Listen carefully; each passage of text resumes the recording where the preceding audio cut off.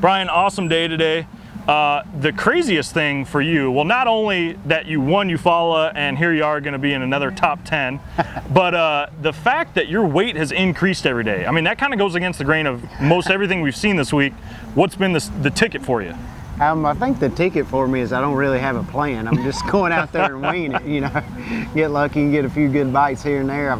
I've got one place I've caught most of my bigger fish on, and this yesterday and today, the first day I didn't catch very many off of it, but the last 2 days, most of my bigger ones have come off of one place. So okay. I'm looking forward to getting back out there tomorrow and hoping a few more have pulled back in there. Is it kind of a Eufaula-esque thing where, you know, you had a number of spots you were hitting, but they were kind of precise, high percentage kind of areas? Yeah. Is that what it is out here? Some of it, but most of it's not. I mean, okay. It's the Tennessee River, it's a ledge lake. I mean, you've got to be on those ledges to catch those big fish, and I mean, that's what I'm doing mostly. Okay, and being the fact that you are Brian Thrift, have you caught some fish up shallow at all this week? Yeah, 2 of the ones I weighed in today came up shallow. I caught one on top water and caught one on a jig in 3 foot of water. Man, so the other key that it seems, you know, just kind of from the majority of the guys that have been doing well, is you got to have that one spot that you can catch, you know, most of your weight or your bigger fish, but you also need to just cover water and get on places that don't have pressure. Have a lot of the areas you've been fishing, you know, been pretty free from whether it's recreational traffic or guys actually fishing?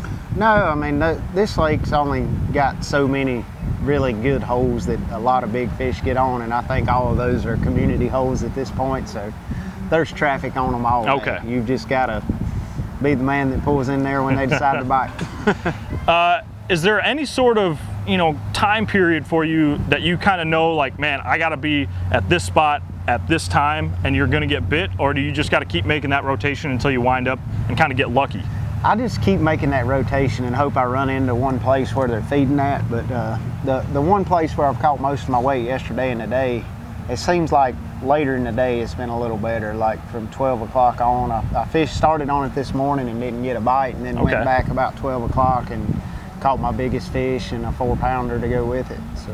Has that been when you've noticed current, when they started running current? Because I haven't really spent a lot of time on the main river this week, yeah. But from what I've heard from guys is that afternoon is when they really start seeing current. Neil said that, you know, there's been so much that he can't even cast perpendicular to certain areas. You know, when he's at a certain point in the lake, there's so much current. Yeah, the current's definitely a lot stronger later in the day, and but it really hasn't affected me. Okay. I mean, I really don't pay any attention to it because you've got to be able to catch them whether there's current sure. or not current. So I mean, I don't pay it any attention. So going into the final day, I don't really want to pry anything out of you quite yet, but can you elaborate a little on the baits you're using? Is it a whole smorgasbord of things, or do you kind of have it dialed into 1 or 2? No, when I start every morning of this tournament, I think the first day I had 16 rods on the deck, and the last 2 days it's been up to 18. So it's a lot of rods, a lot of baits, and just I'm having a good time.